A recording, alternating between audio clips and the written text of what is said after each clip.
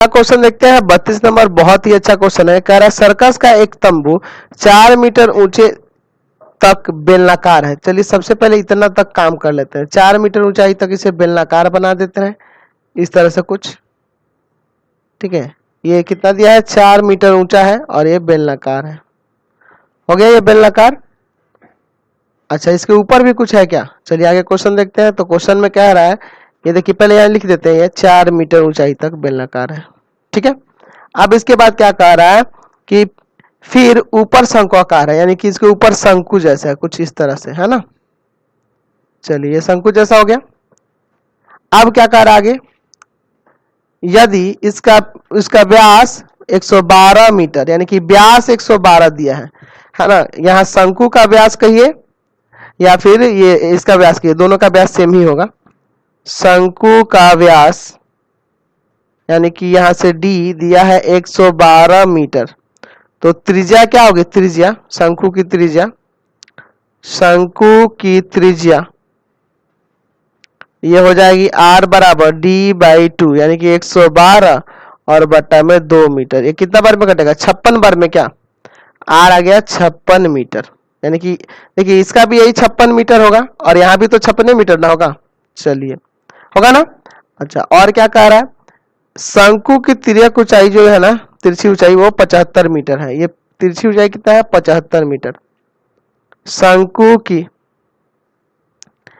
तिर्यक ऊंचाई, तिर्यक ऊंचाई यानी कि L, वो कितना दिया है? 75 मीटर।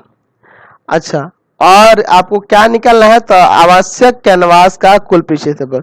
तो शंकु का अगर वक्र पृष्ठीय क्षेत्रफल है तो पाई आर एल होता है। एच की कोई जरूरत नहीं है, इसमें एच की कोई जरूरत नहीं है क्योंकि पाई आर एल का फॉर्मूला लगाना है। और देखिए बेलन की ऊंचाई, बेलन की ऊंचाई, बेलन की ऊंचाई यानी कि एच दिया है 4 मीटर। अच्छा, अब बेलन की भी त्रिज्या तो सेम ही होगी ना। बेलन की त्रिज्या, बेलन की त्रिज्या यानी कि r, वो भी आपका 56 मीटर ही होगा। समझ गए? हमें क्या निकालना है? आवश्यक कैनवास का क्षेत्रफल, कैनवास का क्षेत्रफल, कैनवास का क्षेत्रफल। तो क्या करेंगे? तो आप बेलन का वक्र पृष्ठीय क्षेत्रफल में जोड़ देंगे शंकु का वक्र पृष्ठीय क्षेत्रफल। बेलन का वक्र पृष्ठीय क्षेत्रफल में जोड़ दिया जाएगा शंकु का वक्र पृष्ठीय क्षेत्रफल। शंकु का वक्र पृष्ठीय क्षेत्रफल जोड़ देने से आपका आ जाएगा। तो बेलन का वक्र पृष्ठीय क्षेत्रफल आपको पता है फॉर्मूला 2 पाई आर एच, है ना। और शंकु का वक्र पृष्ठीय क्षेत्रफल पाई आर एल। चलिए तो यहाँ से कॉमन करिए पाई आर ना, तो बचेगा 2h और प्लस में l। अब यहाँ आसानी से वैल्यू को रखते हैं।